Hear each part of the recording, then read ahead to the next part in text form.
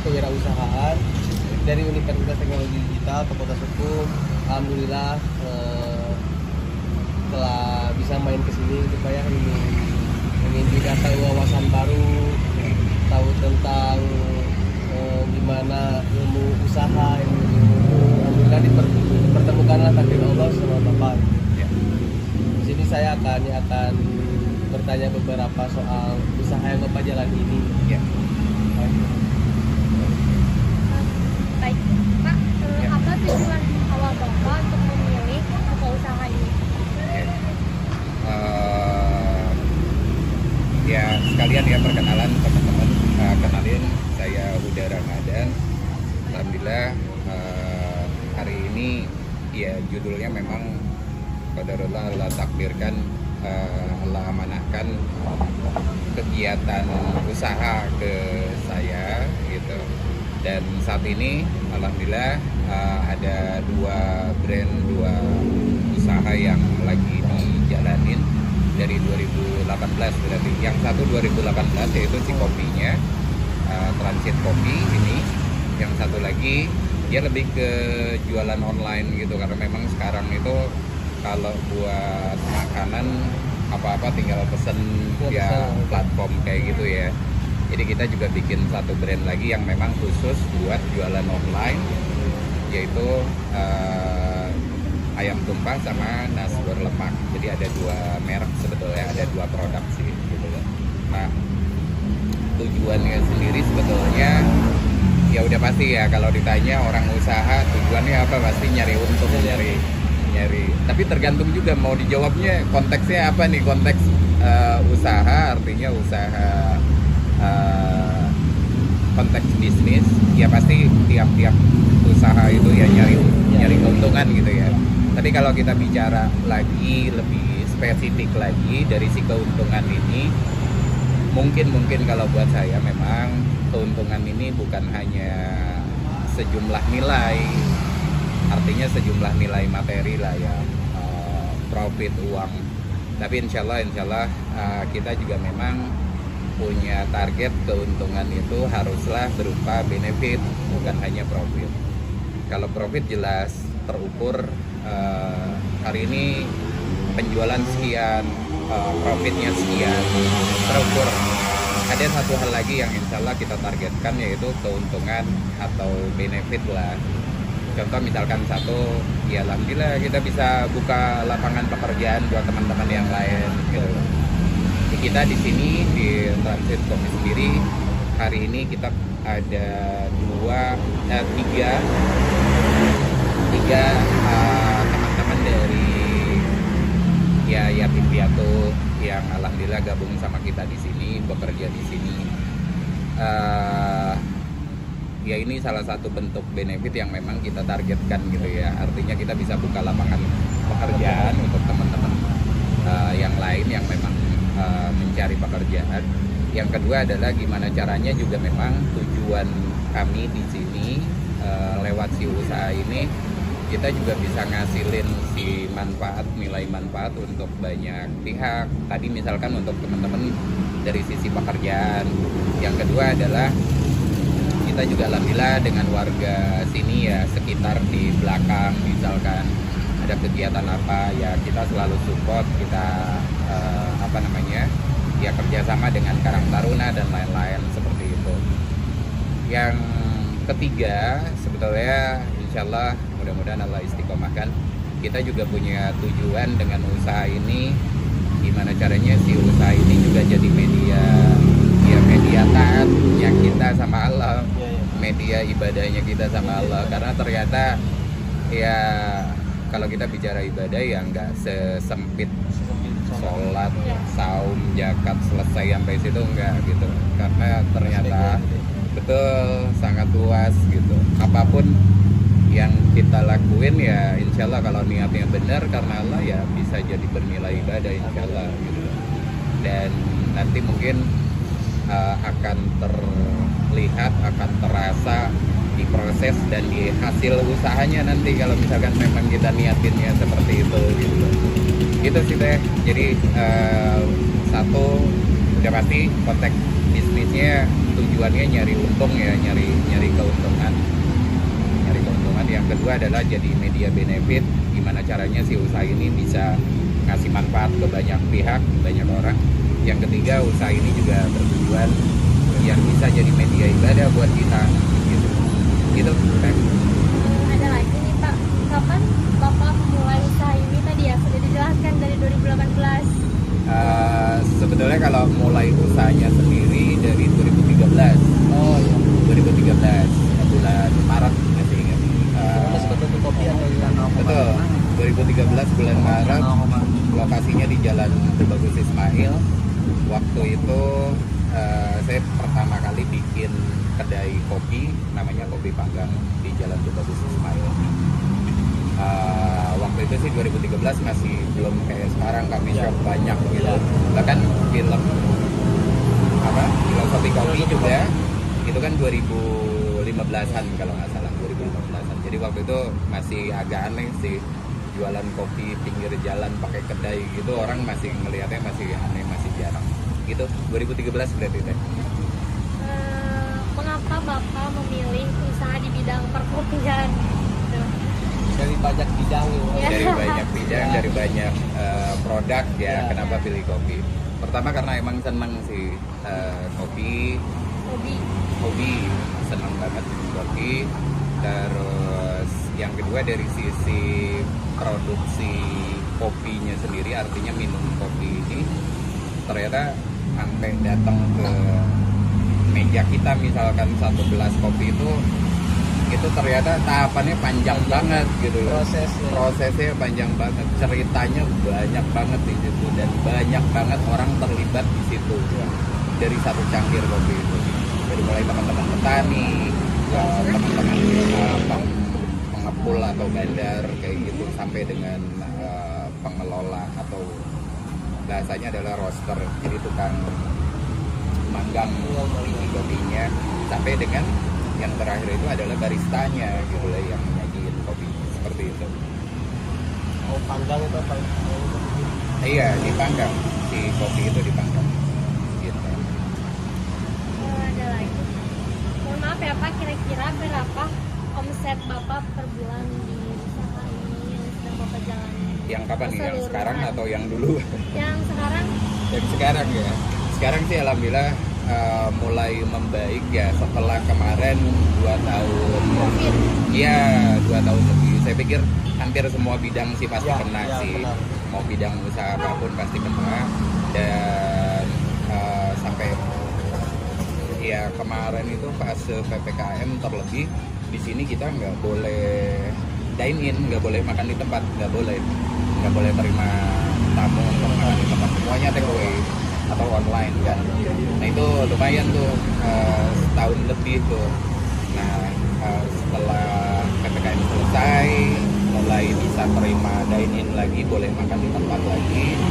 Ya alhamdulillah, mungkin rata-rata sekarang untuk kayak misalkan biji kopinya aja ya, biji kopinya sendiri mungkin sebulan bisa 1,5 sampai 2 kintal biji kopi. Saya sebutinnya itunya aja ya, biji kopinya aja. Kurang lebih seperti itu sih.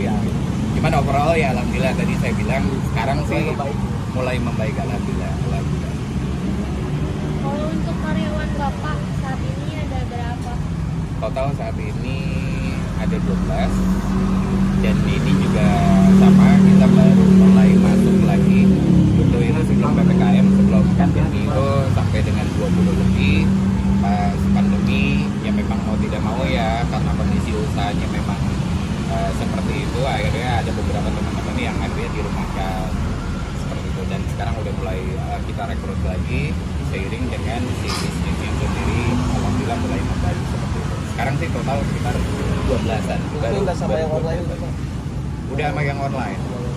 Nanti insya Allah ada, kalau ada sesi sendiri, saya mau cerita sedikit tentang bedanya bisnis offline seperti ini dengan model atau konsep bisnis online.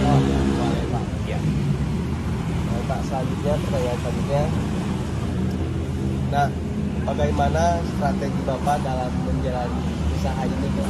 apakah ya ada strategi tertentu tersendiri gitu Pak yang Bapak jalani? Oke. Kalau di usaha sudah pasti memang harus ya kita punya atau mempersiapkan, merencanakan strategi untuk si bisnis kita, si usaha kita. Karena kalau usaha tanpa perencanaan, tanpa strategi juga ya bakalan berantakan gitu loh, bakalan konyol jadinya. Nah, sebetulnya kalau dibilang strategi apa, saya pikir kalau yang saya jalanin di sini adalah nomor satu tetap menjaga kualitas si produknya. Tapi sisi lainnya juga dari sisi pricing, dari sisi harga jual, mau tidak mau kita juga mesti kompetitif dengan yang lain. Jadi satu sisi misalkan kita nyari untung gitu ya, kita nyari cuan, nyari profit setinggi-tingginya di usaha kita, tapi bukan lantas si kualitas produknya kita acuhkan gitu, kita hiraukan gitu. Jadi kalau menurut saya si kualitasnya dulu justru malah yang harus dijaga, biar pada saat kita setting harga jual yang sesuai,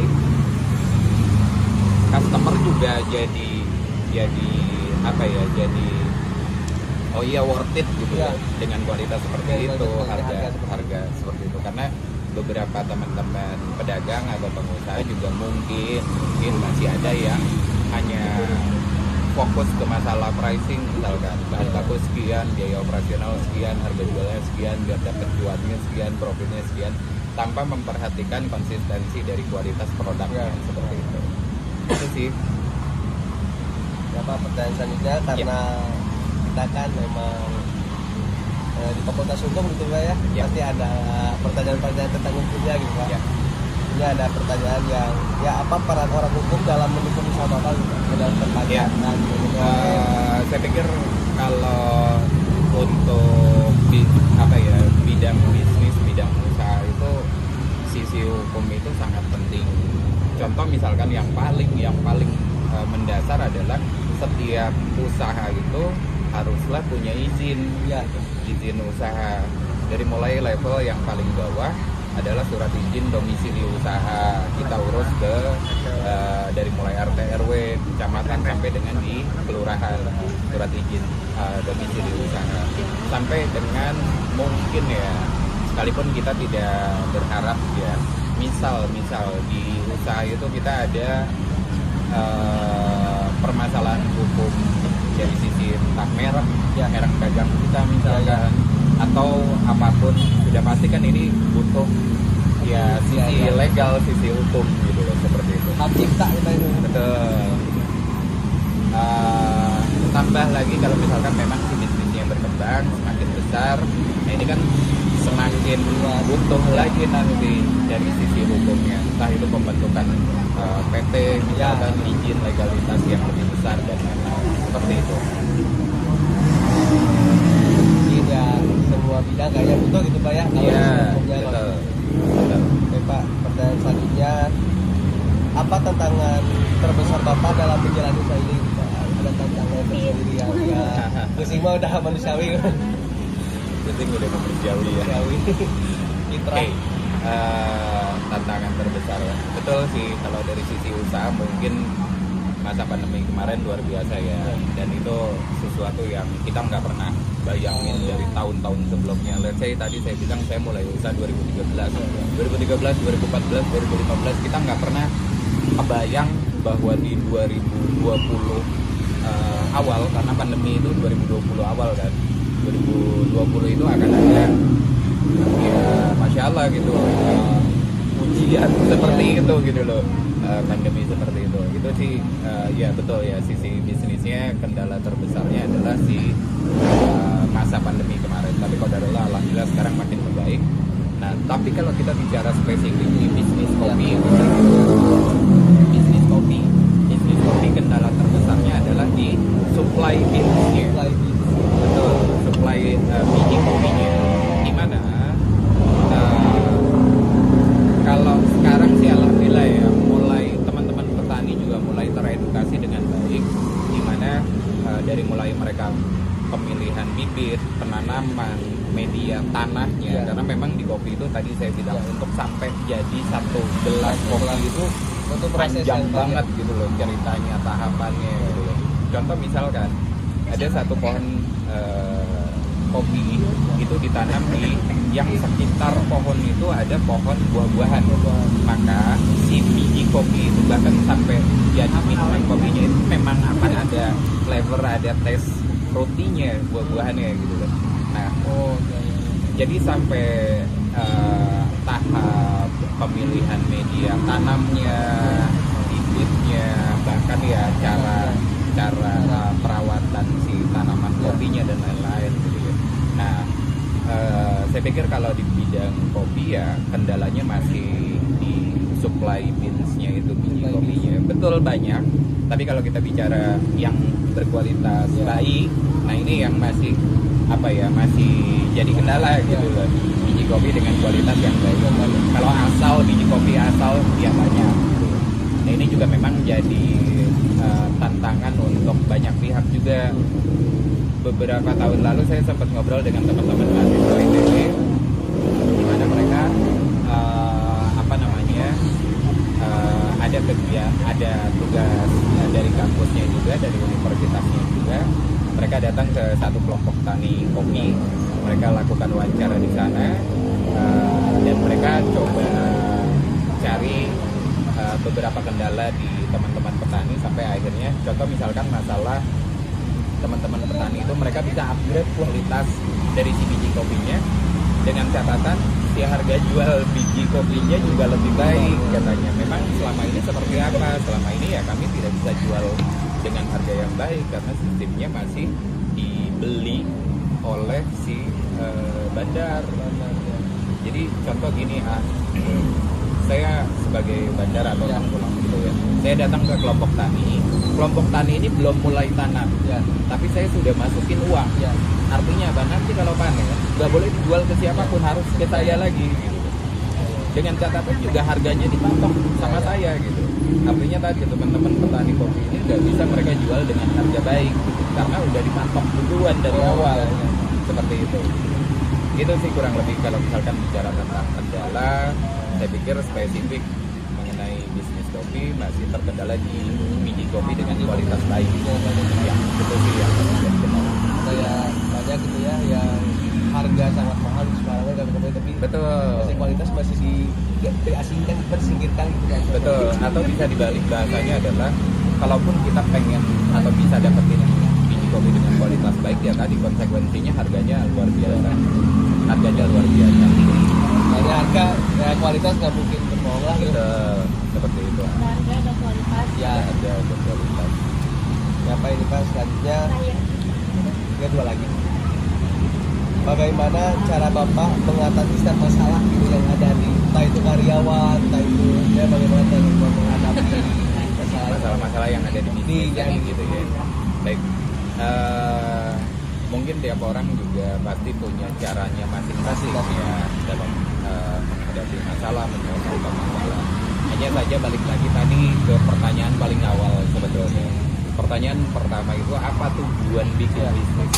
Kalau saya pada saat saya temukan masalah, entah itu masalah operasional, entah itu masalah SDM, entah itu masalah penjualan, masalah apapun di bisnis saya ini, saya selalu mengingatkan diri saya sendiri, balikin lagi ke tujuan awalnya. Karena apa? Ini ya, betapa banyak orang yang akhirnya mudah untuk menyerah karena dia lupa tujuan awalnya apa. Saya pikir kalau kita tahu tujuan awal usaha kita apa dan kita pegang teguh, mau ada masalah apapun ya insya Allah kita cari solusinya, tetap dihadapi, tetap dijalani, bahkan ya kita cari solusinya. Contoh misalkan tadi saya bilang ada masalah di operasional. Pada saat kita lupa tentang tujuan awal usaha kita, mungkin oh ya udahlah pusing, udahan usahanya gitu kan. Ya, karena ada beberapa yang seperti itu ya. Atau misal ini juga banyak terjadi. Ada masalah SDM, masalah karyawan, udahlah pusing-pusing pecat aja. Kalau kitanya lupa atau bahkan nggak konsisten dengan tujuan awal usaha kita, Tapi kalau kita ingat kita konsisten dengan tujuan awal usaha kita, karena memang seharusnya seperti itu, kita konsisten. Artinya, misalkan ada masalah karyawan SDM, ya maka kita cari cari jalan keluarnya. Betul, pada saat si karyawan ini, saya pikir dengan pengelolaan sumber daya yang benar, yang baik, karyawan ini kan bukan hanya mereka bekerja, selesai kerja kita gaji, selesai nggak sampai gitu. Kalau buat saya, justru kalau buat saya, setiap karyawan yang ada di sini itu adalah amanah buat saya, tanggung jawab saya. Bukan hanya bab tadi gajinya, bukan sekedar, tapi juga gimana caranya dari mulai mereka masuk ke sini sampai dengan nanti qadarullah misalkan satu waktu mereka harus keluar dari sini apapun alasannya, mereka harus jadi lebih baik selama di sini. Seperti itu sih. Jadi saya pikir kalau pertanyaannya apa sih tindakan atau langkah-langkah dalam hal menghadapi masalah di seputar bisnis, saya pikir tadi yang harus pertama kali dilakukan ya ingat-ingat dulu tuh tujuan awal usahanya mau ngapain gitu. Karena saya pikir sesulit apapun masalahnya, kalau kita memang konsisten istiqomah sama tujuan awalnya, insya Allah kita bisa cari hadapi masalah itu. Gitu lah. Ini pertanyaan terakhir Pak. Ya. Apa yang Bapak impikan buat usaha kedepannya gitu Pak? Atau mau bikin apa lagi nih kedepannya? Mau bikin Planning Bapak ya planning Bapak. Perencanaan ke depan ya. Kalau relate sama si tujuan awalnya ya sudah pasti saya pengen terus bisa produktif dalam artian bisa terus sesuai tujuan awal menghasilkan banyak manfaat untuk banyak pihak. Itu sih kalau dari sisi bisnisnya, konteks bisnisnya, saya pikir ya insya Allah memang tidak akan sampai berhenti di sini. Insya Allah kita buka cabang. Kan si Transit Kopi sendiri juga bukan hanya di sini, ada cabang juga di Jalan Kalimantan. Terus buat si tadi ada 2 brand yang khusus buat online, itu pun sama. Tapi ini justru malah terbilang paling muda. Ayam tumpah sama nasi lemak itu baru dibuat tahun 2020. Jadi pengembangannya akan insya Allah akan masih sangat banyak. Entah buka cabang, entah itu yang memang sedang berjalan sekarang adalah pengembangan secara produk, artinya penambahan menu baru lah dan sebagainya seperti itu. Semoga kedepannya ini Pak ya makin lancar. Sebelumnya terima kasih sudah Sami-sami, atur mohon. Bapaknya Ya, mengambil waktu sampai terima kasih banyak sama-sama.